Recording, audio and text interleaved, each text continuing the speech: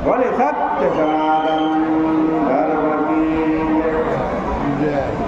बोले श्रीमद् भागवत महापुराण की जय।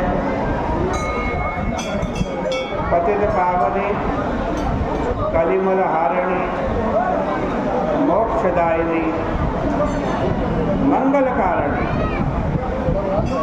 माँ गंगा मैया का ये पवित्रतम तीर्थ हर की पेड़ी ब्रह्मकुंड है। श्रीमद् भागवत जी की चर्चा थोड़ी थोड़ी प्रत्येक दिन कर रहे हैं।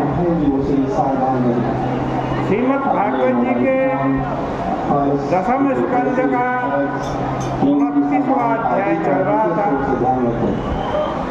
गोपियों का प्रसंग है, रास प्रसंग है, बड़ा सुंदर प्रसंग है।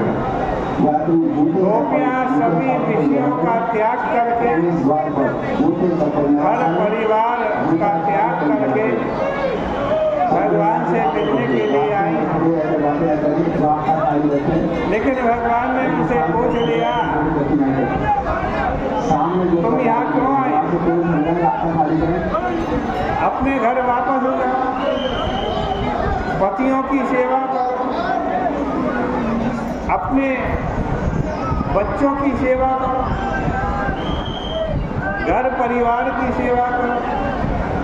आपके गांव में कोई सती हो, वृद्धा हो, उसकी सेवा करो, यही धर्म। गोपियों ने बड़ा सुंदर सुंदर जवाब दिया है। अब गोपियाँ भगवान से कह रही हैं कि प्यारे, छोड़ो इन बातों को। जब से हमने तुम्हारे चरणों का स्पर्श किया है, तब से हम तो दूसरों के सामने जाने की स्थिति में ही नहीं हैं। और उधर तुम्हारे चरणों में रहने वाली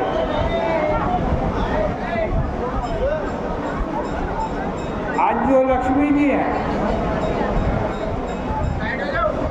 वो भी आपके चरणों में ही रहने के लिए सदैव तत्पर रहती है। जब लक्ष्मी जी तुम्हारे चरणों में निवास करने के लिए आई, तो तुमने लक्ष्मी से कहा, देवी तुम चरणों में कैसे रहोगी? वहाँ तो तुम्हारी सौत तुलसी रहती है, तुम तो मेरे वक्षस्थल पे रहो तो ज़्यादा अच्छा है। लक्ष्मी बोली कि ना महाराज, मैं सौत के साथ तुम्हारे चरणों में ही रहूंगी। तुम बोले कि अरे वहाँ मेरे चरणों में तो बड़ी भीड़ भाड़ रहती है, बहुत लोग आते रहते। लक्ष्मी बोली तो क्या हुआ, मैं वहीं रहूंगी। प्रत्यजुष्टम, बहुत से लोग तुमसे प्रार्थना करते हैं कि हमारी ओर देखो, हमारी ओर देखो। इस पर तुमने कहा कि तब तो तुम भी बैठ जाओ और पूजा लो लोगों से। यस्याः स्ववीक्षण कृते, यस्याः स्ववीक्षण कृते न्यसुर प्रयास। ब्रह्मा इंद्रादि भी तुमको बहुत चाहते हैं, लेकिन तुम उनकी ओर देखती भी नहीं। या वृंदावन में गोपियां भगवान से कह रही हैं, स्वामी इस प्रसंग की चर्चा का तात्पर्य यही है कि जिस प्रकार लक्ष्मी जी तुम्हारे चरणारविंद को चाहती हैं,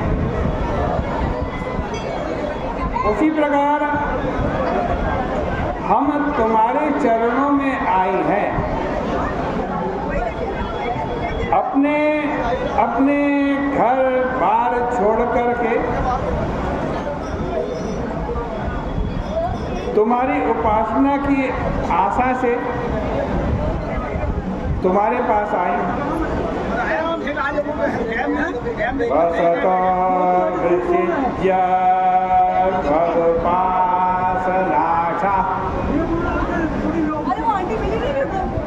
अथवा तुम्हारी उपासना को नाश करने वालों की जो बस्ती है उसका परित्याग करके आई है। प्यारे, हम तुमसे अधिक क्या कहें। हम तुम्हारी मनोहर मुस्कान और चितवन के कारण तीव्र काम से संतप्त हैं। सुंदर स्मित निरीक्षण तीव्र कामा, सुंदर स्मित निरीक्षण तीव्र कामा,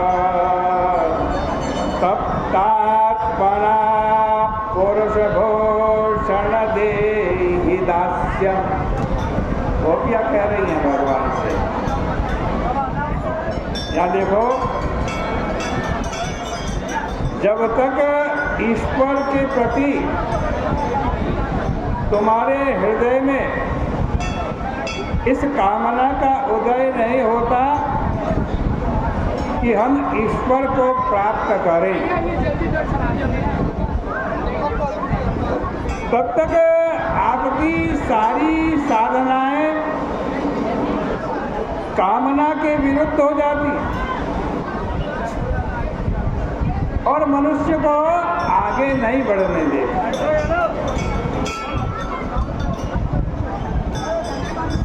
देखो, साधना भगवान की पूजा पाठ साधना बाद में करो, पहले आपके मन में ईश्वर की ओर चलने की इच्छा हो, तड़प हो, लगन हो, लालसा हो, तब साधना करोगे तो वहाँ पहुँचोगे। किंतु जिसके मन में इच्छा ही पैदा नहीं हुई, उसको बोल दिया जाए कि जाओ त्रिपुटी का ध्यान करो,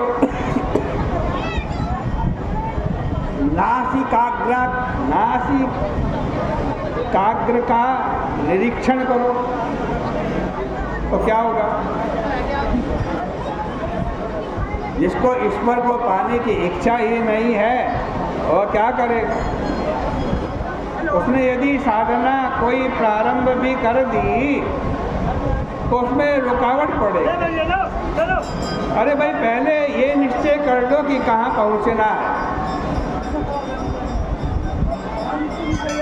यह मालूम कर लो कि कहाँ जाना है, फिर मोटर में बैठो।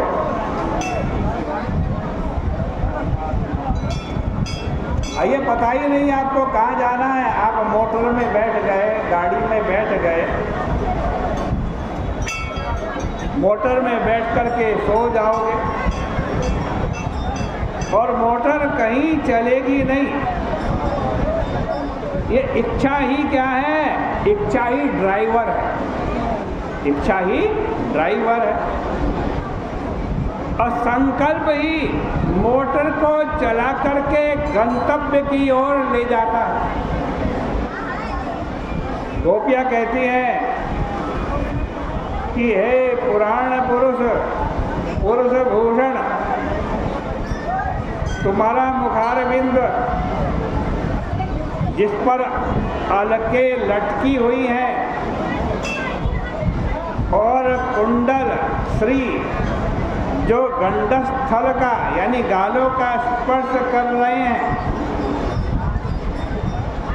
तुम्हारी अधर सुधा, चितवन और मुस्कान और तुम्हारे जो अभयदायी भुजदंड युगल,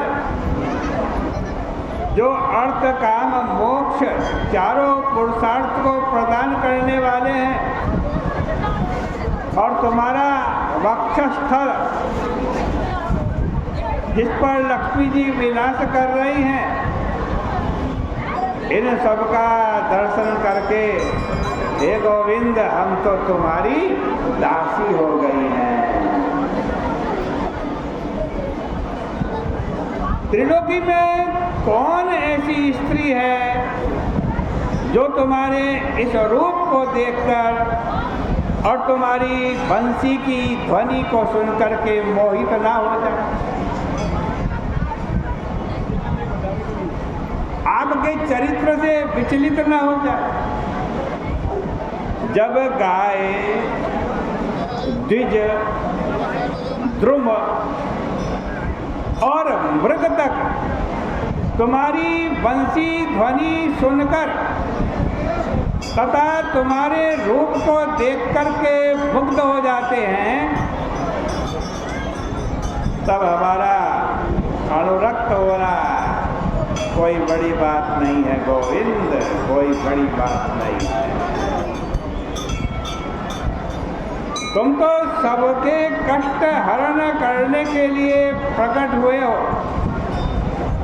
इसलिए हमारे दुख का भी निवारण करो और हमें स्वीकार करो प्यारे, हमें स्वीकार करो।